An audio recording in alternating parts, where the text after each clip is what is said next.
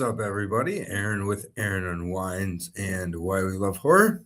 Back for another letter. We are back to Italy, my comfort zone, after venturing over into India last week with the letter M. We are back with the letter N and Nightmare Beach, directed by James Justice and Umberto Lenzi. I guess there was some production issues at times.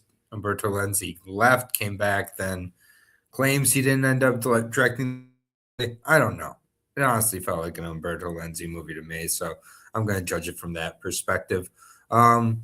Basically, about this, it starts out with an execution of a particular biker named Edward Diablo Santer, who vows to take revenge on everybody. He gets executed, and he dies, or does he?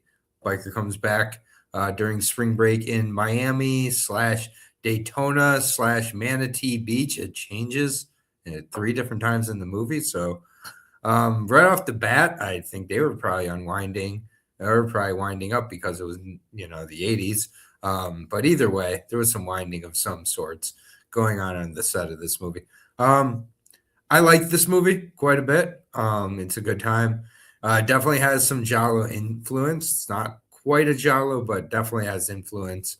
John Saxon also in the movie, along with Michael Park. So yeah, good talent for this movie, but everybody else in the movie couldn't act worth shit. And for me, I'm kind of used to that. For some people, I think it could take them out of it. I would say just unwind a little more. And you'll enjoy this movie. I'm not going to get into huge spoilers, but overall, I like the vibe of the movie for sure. The way most of the people are killed in the movie is by getting electrocuted. So at first, that's really cool. And there's some pretty cool practicals with it. After a while, there's only so many ways you can watch someone get electrocuted in 1981. It really does wear thin a bit.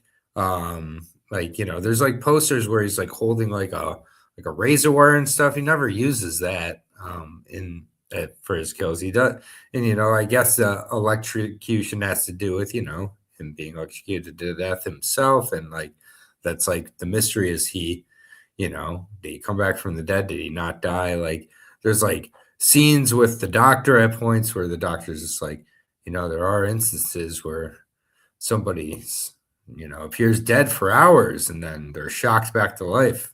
So it could be him, but I don't want to say it is because I don't want to put my reputation on the line. So gets a little, it definitely gets silly at times. I think the end reveal of the ultimate killer is really good, however, and I don't want to give that away. I think this is definitely an underseen little gem.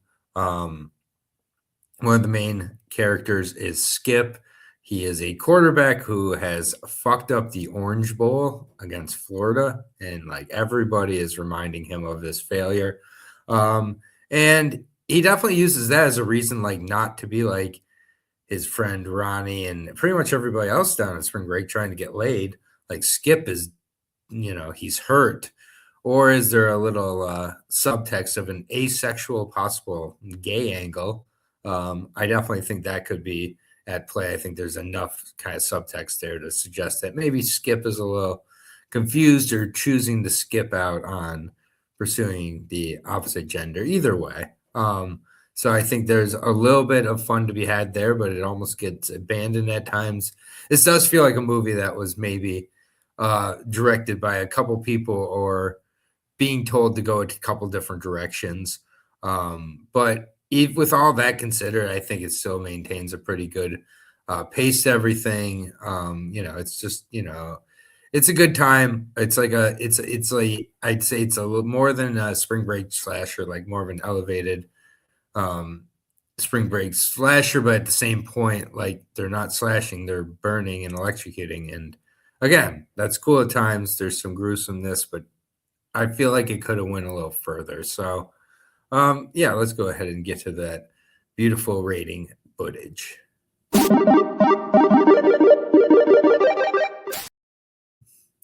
Yeah, this is one of the last Umberto Lenzi's I'm getting to, and it's right in like the dead middle for me. 3.5 leaves for me for this one. I do think that it is enjoyable enough, and it is a solid movie. I think whether you're unwinding or not, you'll find something to like. There's some you know, there's a few good, really good motorcycle Giallo esque movies. This Strip Nude for Your Killer or Strip Naked for Your Killer, Edwidge Fenech is in that one. So I'd suggest you check that one out as well. But yeah, this is a good time. And I'm glad I watched it. So we're moving on to the letter O next week. And I got a second suggestion from John. He didn't steer me wrong with my first movie, the Indian movie last week. But this upcoming movie has a little bit easier names to pronounce, like Ron Jeremy and others. Chris Field's classic One-Eyed Monster will be covered next week, and I haven't seen this poster. I only saw the E.T. one, so wow, I'm in for a treat. But yeah, looking forward to that one. So you can all catch up with me next week for that. Appreciate the support. Here's everything else coming up on the channel.